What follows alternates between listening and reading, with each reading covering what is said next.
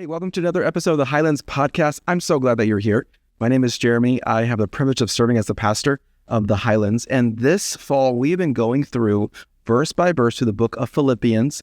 And we have been taking a three-pronged approach to this book where I have a devotional called This Is From God. I would encourage you to check out if you haven't already. We're going verse by verse through that where I write a simple devotion with a reflection question. Then we're doing a sermon series in our church. We've had an incredible first month of messages already from this incredible book. And I'm doing our podcast, which is a little bit different than normal past seasons, where it's just going to be me talking through some things that maybe I didn't get to in the message or wanted to add in from the message, or maybe a verse that I wasn't able to fully devote to in our sermon. And so I wanted to do that today. If you remember a few weeks ago, I mentioned in a sermon that I always think about, like this happens every single week. Every Sunday night or maybe Monday morning, I always think about two or three things that either I wish I didn't say or wish I would have said, or maybe explain some things in a different way.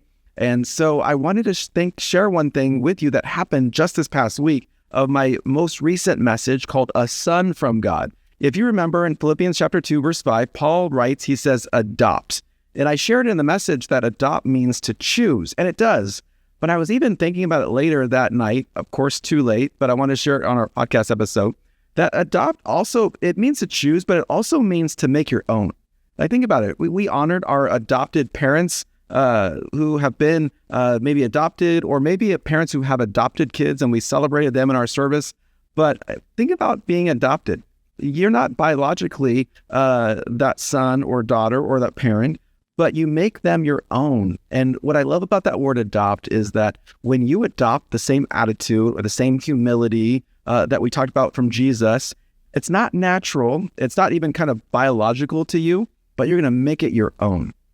You're going to make Jesus's attitude your attitude, even if it feels strange or weird. You're going to make his humility your humility, even if it doesn't feel natural. And one of the things I love about our parents that have adopted kids, and we celebrated them, was how even though these boys and girls were not their biological children, they made them their own. And that's the beauty of adoption. And so I want to encourage you, if you didn't listen to that message, A Son from God, go back. And when you hear when I talk about the word adopt, remember, it is to choose, but it's also to make your own. We also talked about a verse that I didn't really get to unpack in our sermon, but it's Philippians chapter 2, verse number 8. And that's going to be the verse of our podcast episode today, where Jesus, Paul's talking about him, writing about him, and he says this, Jesus, in verse number 8, humbled himself by becoming obedient to the point of death, even to death on the cross. I love that verse because Paul's reminding us that Jesus humbled himself by becoming obedient. You see, every time you are humble, obedience will follow. Now, there's this, I love this phrase, it's kind of use it in sports, called get in the trenches or in the trenches. It's a football term sometimes where offensive line, defensive line, at the line of scrimmage, it's in the trenches. But that phrase didn't come from football. It actually came from World War I, from trench warfare. And what I love about this phrase is that when you talk about getting in the trenches, what you're meaning is that you're becoming actively involved in the difficult, unglamorous, but essential work that is the backbone of any endeavor. So these soldiers in World War I would get into the trenches where the heat of the battle was the most fierce. And they would get there because they needed their side to win that battle.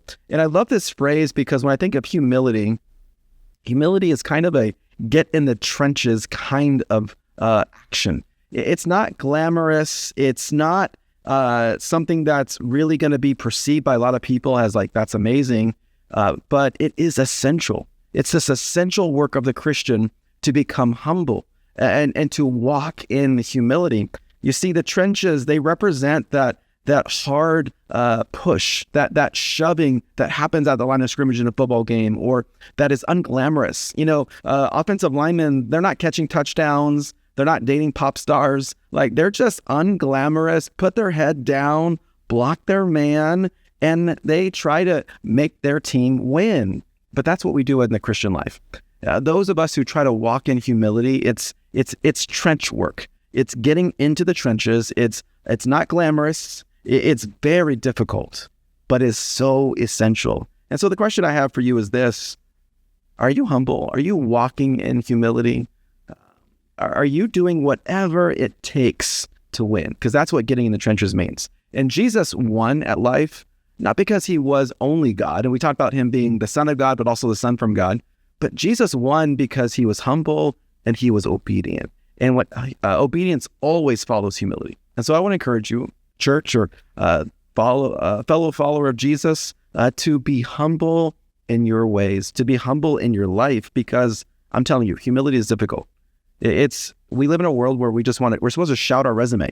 We're supposed to talk about all of our good things. We're supposed to build our platform, expand our brand, and we're supposed to do all these things to just say, I'm the greatest, I'm the best. Look at me, look at me. But Jesus is like, actually, no, we need to look at him. We need to look at God the Father and say, this is not about me. Humility always leads to obedience. And if you wonder why that is, it's because we're not the answer. You're not the answer. I'm not the answer.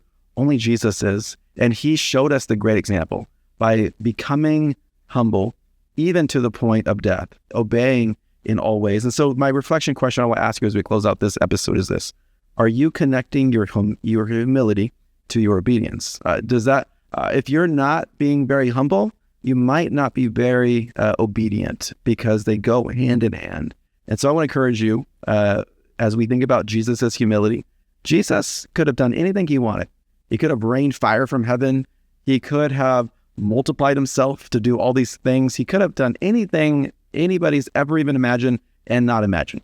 But he didn't. He humbled himself even to the death on the cross by becoming obedient to God the Father. And so I'm going to encourage you, let's become obedient by starting with humility. Let's get in the trenches. It's not glamorous. It's not going to bring you a lot of notoriety from the world, but it is essential work of the Christian. So let's be humble Christians this week. I'll see you next episode as we unpack another verse from Philippians. I hope this has been encouraging to you. If it has, share this with somebody. Study this verse with somebody. Share it with them, and then have a coffee with them and talk about, what is the Bible teaching you right now? I believe the book of Philippians has so many amazing truths for us to learn from and to really thrive in our Christian life. I thank you for being part of this. I'll see you next episode. And thanks again for being part of the Highlands Podcast.